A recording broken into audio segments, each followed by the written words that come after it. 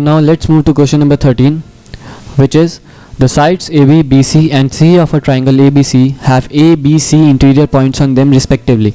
So we have to find the number of triangles that can be constructed using these interior points. So this is a type of problem in which points are given to us and we have to construct figures from them, and we have to find the number of figures that can be constructed with some conditions given. So let's see how to proceed these problems. These type of problems are basically TPC 14, in which we have some points of intersection between geometric figures. Basically, there are some problems in competitive exams dealing with these geometrical figures like triangles and lines. So for those questions, we consider these formulas. Some of these formulas, like number of points of intersection between n non-concurrent and non-parallel lines is NC2. So we have to remember these formulas. Yes, we have to remember these formulas. Actually, in most of the questions we don't apply these formulas, we solve the question logically, but these formulas are sometimes applicable directly, so it's better to learn them. So basically this will be time saving approach. Exactly.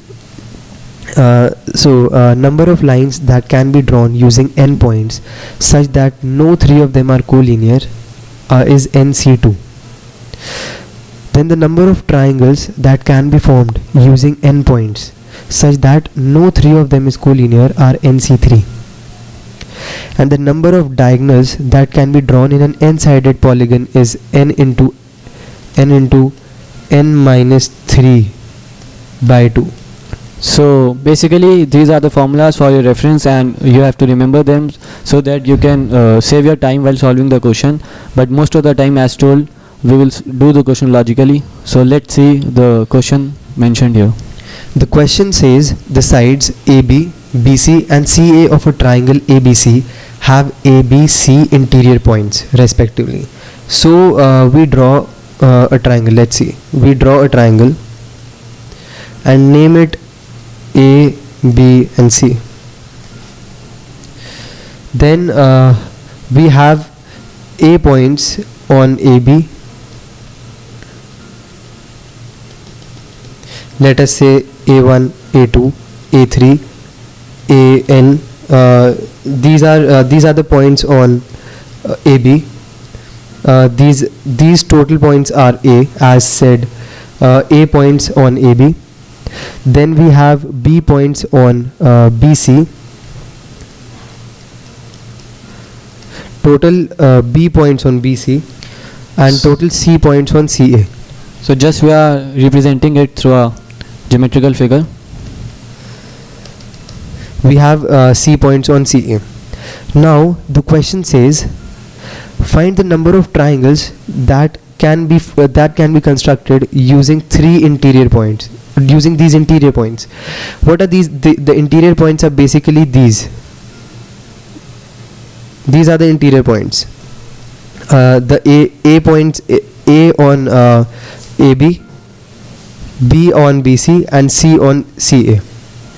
Now what are a triangle can be formed by 3 points. So the number of triangles will be basically the number of ways in which we can select 3 points out of these total. And those 3 points should be non-collinear. Yes, these 3 points should be non-collinear, because if they will be collinear, they'll not form a triangle. Basically, they'll form a line if they are collinear. So we have to select these 3 points such that they are non-collinear, and the number of ways to select the points will be the number of triangles which can be formed. So what are the total number of ways to select 3 points out of total points? What are the total interior points? A plus B plus C, because these were the interior points, and out of those we have to select 3. These are the ways to select 3 points, but here we have also considered the points which are collinear. Like I have also considered the points A1, A2 and A3 in the selection, but these points will not form a triangle, they'll form a line. So we have to subtract these cases. And what are these cases? These are the cases in which I have selected all the 3 from A, okay, or I have selected all the 3 from B, Right. or I have selected all the 3 from C. So basically these are the cases I have subtracted, where we have selected 3 collinear points.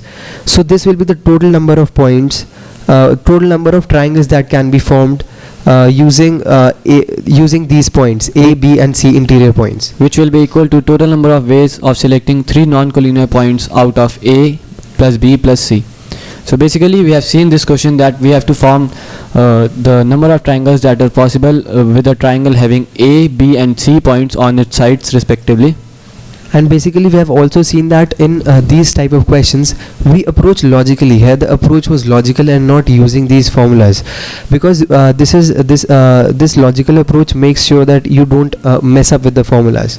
So you can remember the formulas for time saving, and rest of the problems will be done logically as this one. So now we'll move to our next problem.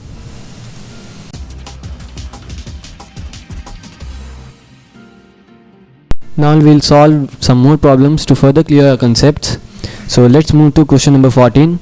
It says, in the decimal system of numeration, the number of 6-digit numbers in which sum of digits is divisible by 5. So basically we have to find the number of 6-digit numbers in which the sum of the digits is divisible by 5, and the options are A, that is 18,000, option B is 54,000, option C is 500,000 and option D is none of these. So let's see how to proceed this one. So for this question, now we have completed the TPC part. We have seen 13 TPCs. These TPCs are basically typical problems. So that when you read a question, you can relate the question to the previously done TPCs. All the TPCs done you may encounter some question from the TPCs, but there are some miscellaneous problems which are not covered under TPC. So for such problems we consider a first question like that. So in this question we have to form 6-digit numbers from the decimal number system. Okay. The decimal number system contains basically of 0, 1, 2, 3, 4, 5, 6, 7, 8 and 9. These are the numbers in the decimal number system. Basically we have 10 options. Right. So when we are talking about 6-digit numbers, let us say we have 6 spaces in which we have to fill 6 numbers out of these 10. We have to fill in these 6. Okay. So let's start with the first box. In the first box, what are the possibilities we can fill in the first box? If you fill in 0, it will not be a 6-digit number anymore. It will be a 5-digit number. So we can't fill 0 in the first place. No, we cannot. So we have to fill in the rest of the 9. So we have 9 options for the first. Okay. For the second we can have 0 also. So we have 10 options for the second. Similarly 10 options for the third, 10 options for the fourth and 10 options for the fifth, because there is nothing mentioned about the repetition of the digits. If there is nothing mentioned, you can take the digits can be repeated. So the digits can be repeated any number of times. Yes, that is why we have 10 options here. If it was that digits could not be repeated, then it would have been something else. Like if I take digits to be that cannot be repeated, so I'll have 9 options for the first, 9 because I have excluded 0. 9 options for the second, because here 0 is included and the one taken first has been excluded. 8 for the third, 7 for another for fourth and 6 for 5 likewise. So here we are not taking we are considering repetitions. So for the last box, here they are saying the sum of digits are divisible by 5. If it would have been that the number is divisible by 5, we could have taken that either here could be 0 or 5 and the number could be divisible by 5, but and therefore it would be 2 here. But this is not the case. Here the numbers are to be the number may or may not be divisible by 5, but the sum of the digits should be divisible by 5. So for such cases we now start making cases. Let's consider the first 5 digits apart and basically we see that the last digit is the one which will decide that the number will be divisible by 5 or not. But how we have to find the sum of the digits is divisible by 5? Let's see. We make cases. The sum of first 5 digits can be of 5 types. Let us say it can be of the form 5k. 5k means that it will be divisible by 5. Like the first 5 digits are the sum of first 5 digits is divisible by 5. That means a multiple of 5. Yes. Or it can be 5k plus 1. Or it can be of the form 5k plus 2. Or it can be of the form 5k plus 3. So basically the idea is we are dividing the cases on the basis of the remainders that we'll get while dividing by 5. Exactly. And the last case will be 5k plus 4. We won't have a case 5k plus 5 because it will again be divisible by 5 and it will be covered under the cases 5k. So Okay. these are the only 5 cases that can occur when we consider first 5 digits. Now let us consider the first case. Let us say that the sum of the digits, the first 5 digits was a multiple of 5. So to make the number divisible, to make the sum of the total number divisible by 5, the last digit has to be divisible by 5. So the last digit can be 0 or 5, so that the number remains of the form 5k. Okay. If we consider the case the form of 5k plus 1, we can take cases like it can be 4 or it can be 9, because both of them will lead to a form in which it will be divisible by 5. That is, we can take 5 common from the number. Yes, and the number will be divisible by 5. The sum of the digits will be divisible by 5.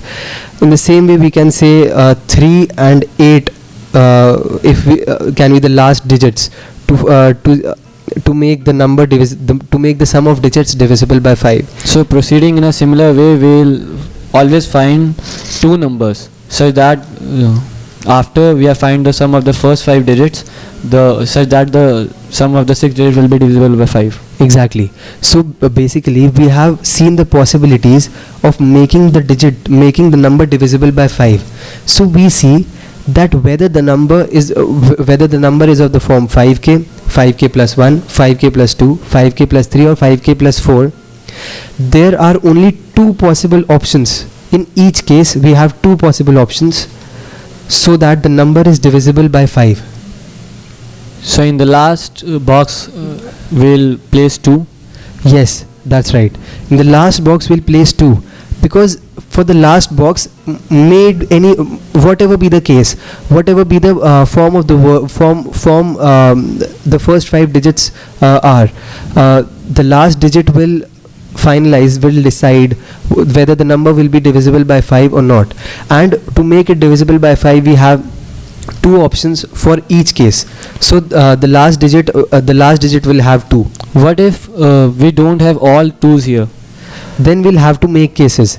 Like if the number ends with 0 and 5, then we have 2 cases. Then if the number ends with this and this, we'll have this case, and then we add them. Okay. And now we can see that how we proceed in such questions. We basically found the sum of first 5 and made them and listed them in the form.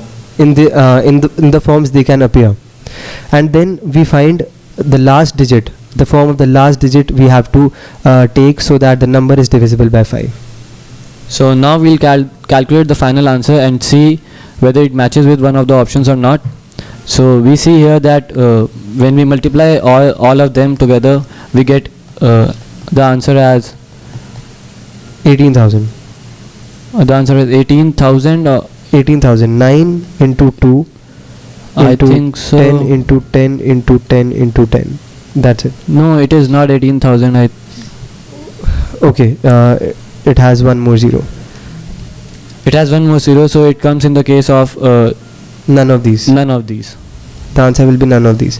If it would have been 18,000, then the answer would have been A, but we have an option none of these, so we have the answer is none of these. So we have seen a problem in which is different from TPCs that we have solved earlier, and in this we have to find all 6-digit numbers, the number of 6-digit numbers such that the sum of digits is divisible by 5, and we break it into cases by taking remainder with 5, and there is only 6 possibilities that whether the number can have remainder 0, 1, 2, 3 or 5. So based on these cases we find that always there are 2 possible ways to fill the last box. So the work is done and we have to just multiply the number of possible ways of filling each box, and we got the answer. So now let's move to our next problem.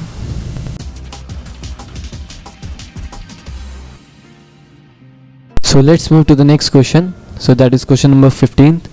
So we have to find the total number of 5-digit numbers of different digits in which digit in the middle, that is the third digit, is the largest.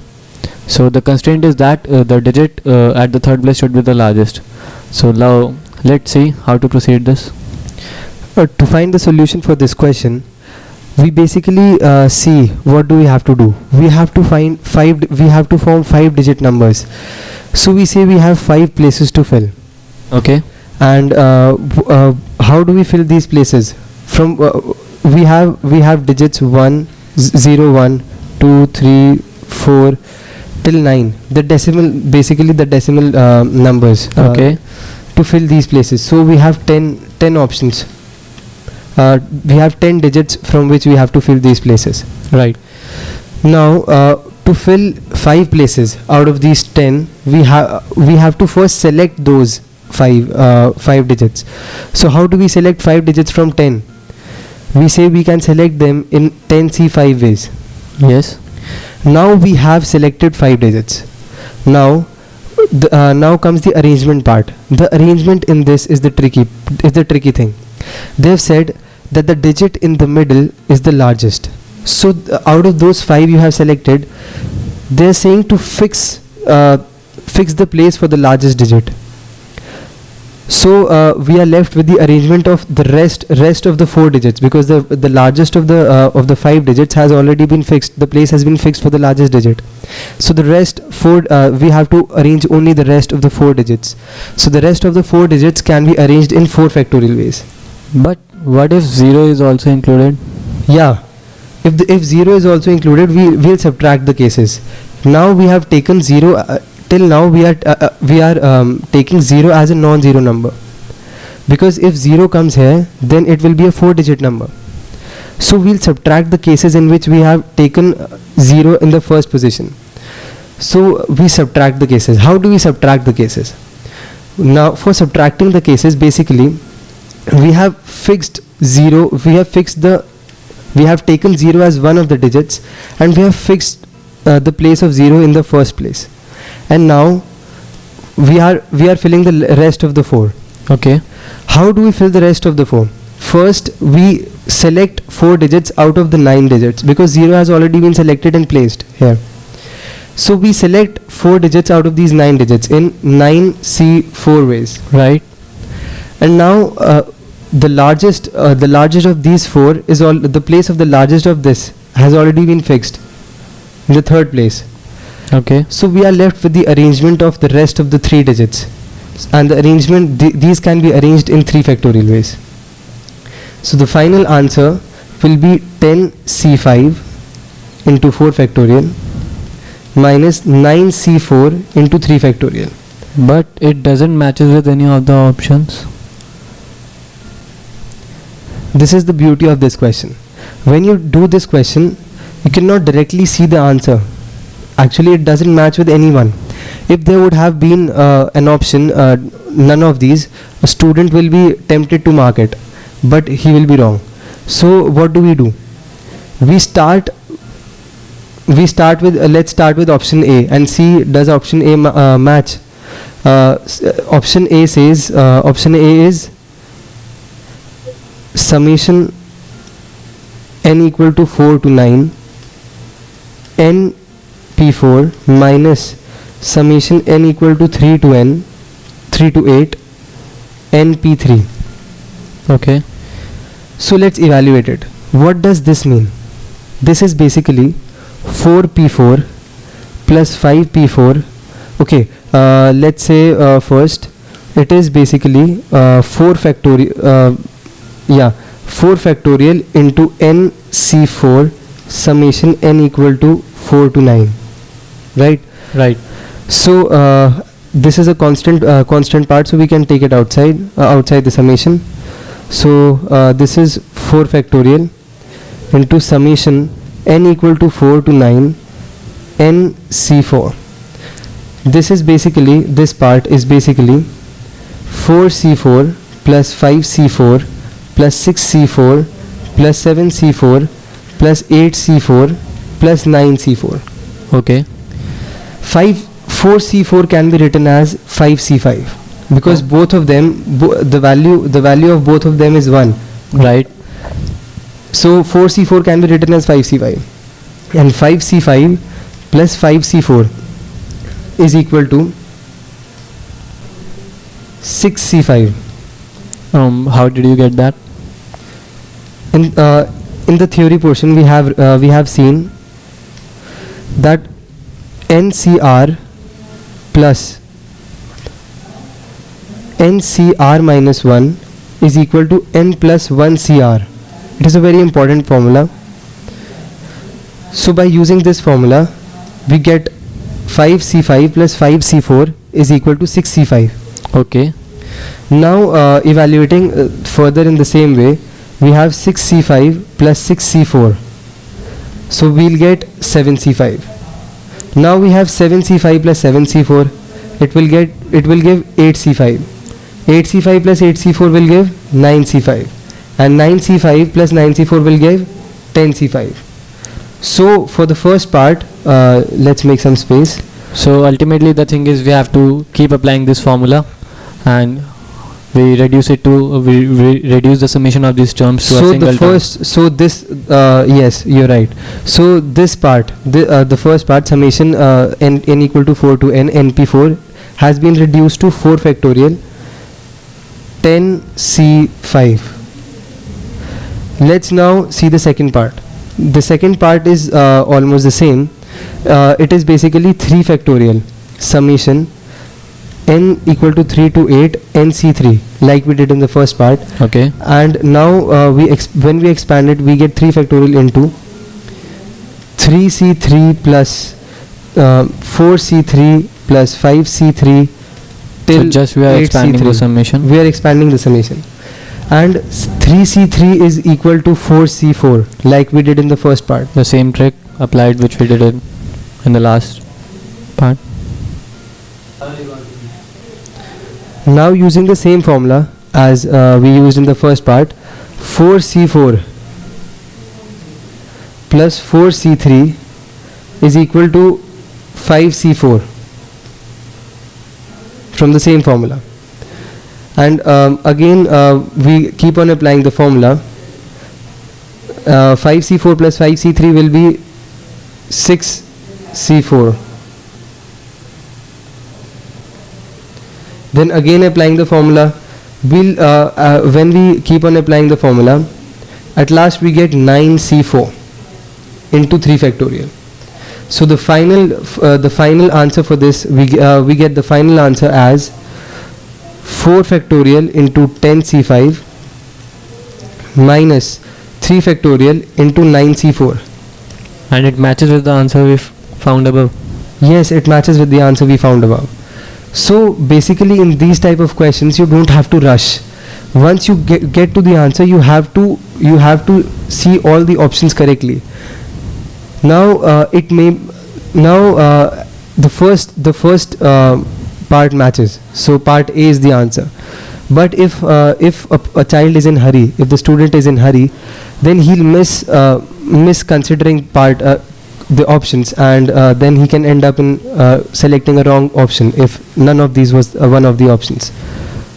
So basically we have seen that in these types of questions we have to be careful while as in this question we saw that we have included 0, but we have to subtract the cases in which 0 was there in the first place. So we have to be careful while doing these types of questions, and also when we get to the final answer and if it doesn't match with our option, so we have to manipulate the answer to match it with one option so that we get the correct answer. So now we'll move to the next question.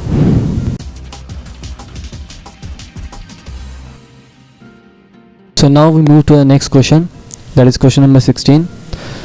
If R is greater than P is greater than Q, then we have to find the number of different selections of P plus Q things taking R at a time, where P things are identical and other Q things are identical. And the options of these questions are, this question is A, that is P plus Q minus R. The option B is P plus Q minus R plus 1. The option C is R minus P minus Q plus 1. And the option D is none of these. So let's see how to proceed this one. So for this question, we basically observe that it doesn't match with any of the types we have done. So we are left with only one option, and that's making cases. So first of all, we carefully understand what the question says. The question says that we have to take R things. Okay. Taking R at a time means we have to select R things. R things are to be selected. Okay. And we have P plus Q things. So we have to select R things from P plus Q things. And these P things are alike and these Q things are alike. Right. So what kind of cases are we talking about? We are talking about cases like if I select X items from these P alike and Y items from these Q alike things, Okay. then these X plus Y should be equal to R. As we have to select R things. Yes, as we have to select R things. So let's start making cases. Let's say Q things here and P things here. We write the number of selection from these Q alike items here and the number of selection from P alike items here, like Okay. X and Y, such that X plus Y is equal to R. Okay. So let's start by saying that we select all the Q items in one go. Okay. So from these P alike items, I have to choose R minus P items. R minus Q items. Sorry. R minus Q items. So that the sum is R. Exactly. So we can see this by summing them, the sum is R.